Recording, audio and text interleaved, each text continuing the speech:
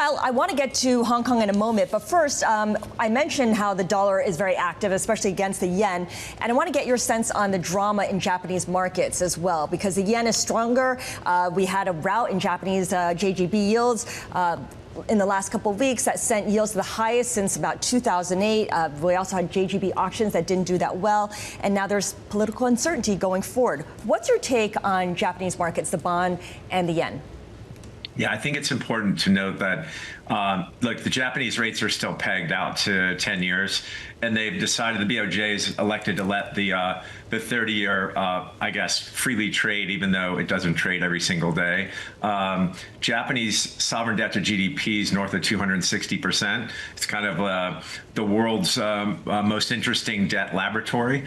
And so when you get a scenario like you had with COVID, where you have to remember the whole world is priced in dollars. And so when the U.S. Fed and the U.S. administration decides to print and spend as much as we did, remember, we put 40% more M2 into the system between 2020 and 2023.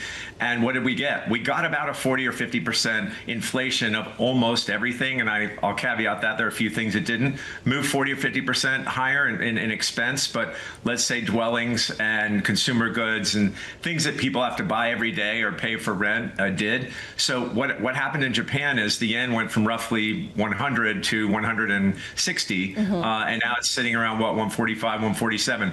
So when you think about the yen is just moving in the amount of purchasing power it has in dollars. It's really that simple. And so they're in a really bad situation from a debt perspective. They've got a population decline. They are a very important trading partner of the United States and one of the stalwarts of ours in Asia.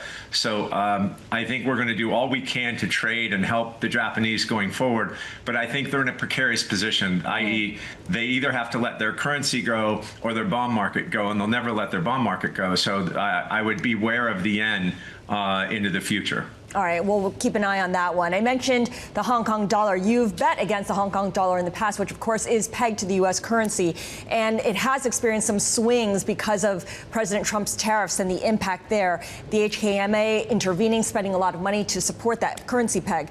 As Romain was saying, every so often people wonder whether it's time for the Hong Kong dollar to be repegged to a basket of currencies or repegged maybe to the Chinese currency. Are we at one of those times right now? Yeah, I think, again, when you think about this peg, it's been around since 1983. Back then, the reason the peg was put into place is there was a massive run on the Hong Kong dollar. If you remember, there were rumors back in 1981-82 about the British handing Hong Kong back to the Chinese. And when those rumors got out, money started fleeing Hong Kong and Asia kind of writ large. And so the Hong Kong dollar depreciated 50% versus the dollar in a basket of world currencies.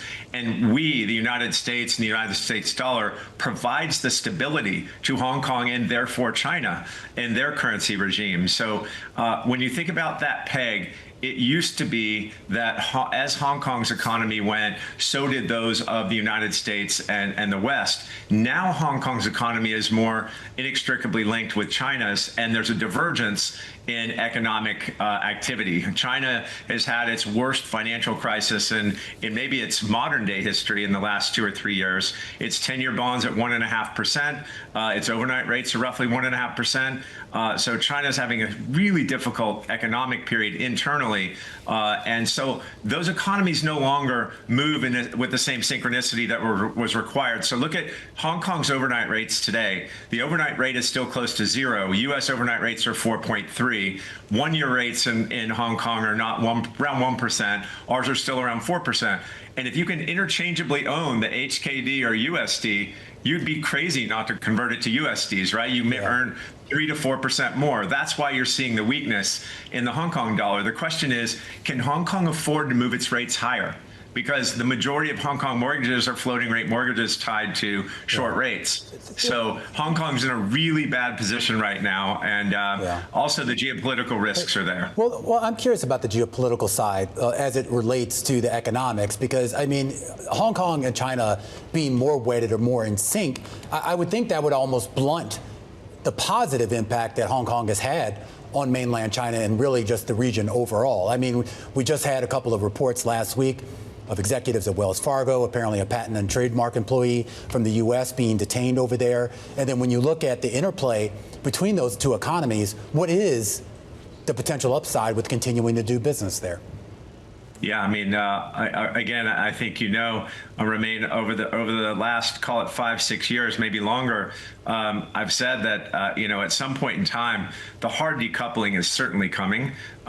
We don't share anything in common from a values perspective with the Chinese Communist Party, and that ends up interlacing itself into trade and our relationship, our bilateral relationship. So when China took over Hong Kong post-COVID without a shot fired, and call it corrupted the judiciary and decided to break the Sino-British Joint Declaration and the U.S. declaration of our relationships with Hong Kong.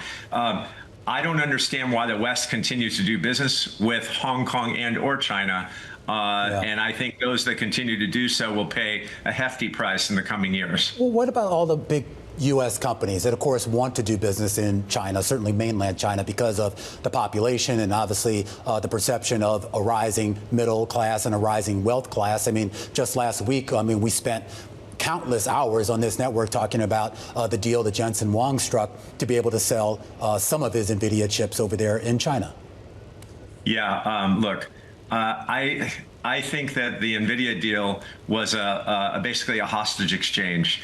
The U.S. desperately needed rare earth magnets, and China desperately needs Nvidia's H2O chips. And I think we agreed to execute a hostage transfer, i.e., give them the chips.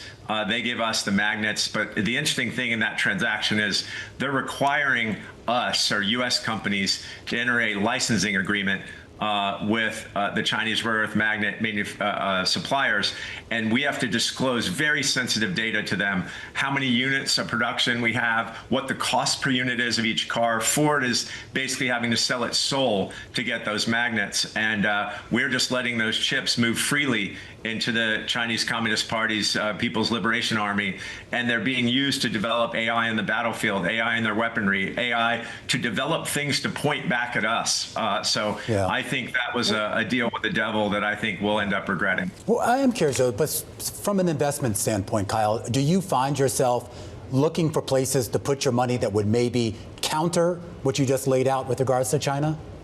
Yeah, I think that, we happen to have a partnership with the U.S. Defense Department called Rochefort Management Company, where we are looking for advanced defense technology, both on the offensive side and defensive side, in the United States to help the U.S. military and U.S. Defense Department. And there are a number of managers entering into programs like that where, we spend about 2.9% of GDP on defense today. And we all know NATO is trying to catch up to 2%, just gave a 5% target. When you look historically at periods of war, whether you're talking about the Cold War, the Vietnam War, the Korean War, and or World War II, in World War II, there was one year, 1945, where we spent more than 40% of our GDP on defense. So I think you're going to see the wind in the sails of defense and defense tech for the next decade or more.